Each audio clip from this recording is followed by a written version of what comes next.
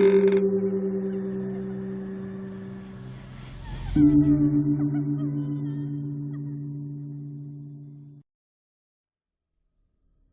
selamat datang kembali. Dan gue episode kali ini akan membacakan satu cerita tentang pengalaman driver ojek online yang mengantarkan penumpang misterius di kota Semarang.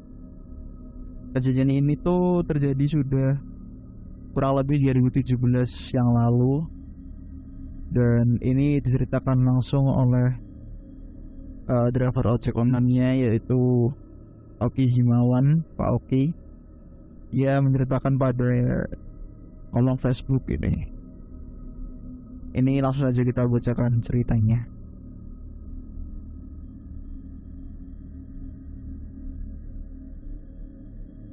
Pada hari itu, Pak Oki menjemput penumpang pada tengah malam jelang dini hari. Dalam tulisannya, ia bercerita dirinya saat itu tengah mengaktifkan akun drivernya hingga tengah malam, sehingga mendapatkan order atas nama Monik untuk mengantarkan penumpang sekitar pukul 00.38 WIB. Awalnya ia mengira orderan tersebut adalah orderan fiktif. Namun saat dikonfirmasi melalui telepon, calon penumpang tersebut bilang dan meminta dijemput di depan SMA 8 Semarang, dan dia diminta untuk diantar ke perumahan Beringin Lestari. Sebenarnya di daerah tersebut sebelumnya terdengar cerita mistis. Namun Pak Oki ini gak gentar dan tetap menjemput calon penumpang itu. Sampai di lokasi, ia merasa lega karena order tersebut ternyata benar dan bukan fiktif. Calon penumpangnya sudah berdiri menunggunya. Ia mendeskripsikan penumpangnya sebagai perempuan yang berpenampilan seperti pegawai bank. Rambutnya disanggul dan mengenakan blazer berwarna abu-abu gelap. Badan wanita itu memang terlihat pucat. Namun Pak Oki berpikir mungkin karena luntur terkena gerimis atau karena kedinginan. Saat akan naik, perempuan tersebut membayar sebesar Rp8.000. Tak banyak bicara, perempuan itu hanya menjawab iya dan mengangguk. Pak Oki mengaku tak ingin banyak mengajak bicara karena takut dinilai kurang sopan kepada penumpang. Pak Oki merasa ada kejanggalan saat motornya terasa berat dan perjalanan terasa sangat lama.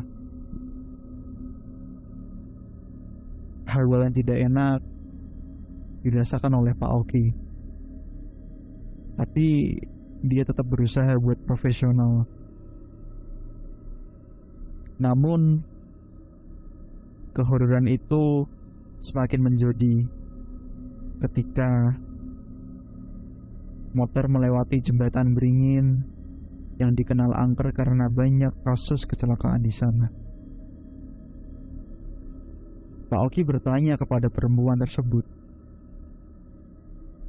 ingin diantarkan sampai blok mana? Namun perempuan itu hanya diam saja. Pak Oki kembali bertanya, namun bukan jawaban yang ia dapatkan. Pak Oki malah mendengar Penumpang tersebut tertawa cekikikan. Sontak saja, hal itu membuat Pak Oki merasa ketakutan hingga bulu kuduknya berdiri. Saat ditengok, perempuan tersebut menghilang. Pak Oki berusaha tenang, meski pikirannya kemana-mana. Ia lantas melihat uang yang dibayarkan penumpang tadi. Dan ternyata uang itu masih ada. Pak Oki memastikan bahwa dirinya tidak sedang mengigau. Untuk lebih memastikan, Pak Oki menelpon pihak penyedia layanan untuk memastikan apakah beneran ada orderan yang baru saja masuk.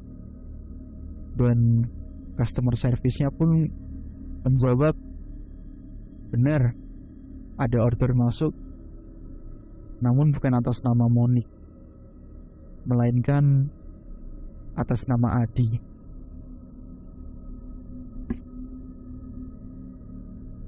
Merasa janggal dan penasaran, Pak Oki akhirnya menelpon nomor yang tadi ia hubungi untuk mengkonfirmasi pesanan. Namun Pak Oki tidak mendapat jawaban selain suara operator telepon yang menyatakan bahwa nomor tersebut tidak terdaftar. Pak Oki hanya bisa berdoa sambil melanjutkan perjalanan pulang. Kejanggalan selanjutnya mulai terkuak ketika Pak Oki mendengar azan subuh.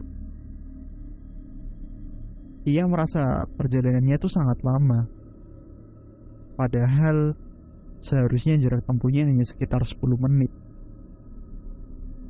Pak Oki mulai mengantarkan penumpang yang atas nama Monik tadi itu pukul 1 dini hari. Namun selesai antar, tiba-tiba Pak Oki mendengar azan subuh dan jam tangannya pun menunjukkan pukul 04.00. Sekian cerita dari Pak Oki, di mana Pak Oki ini mendapat penumpang yang bukan manusia, yang seharusnya pun jarak pengantarannya dari tempat lokasi penjemputan ke lokasi hanya sekitar 10 menit. Namun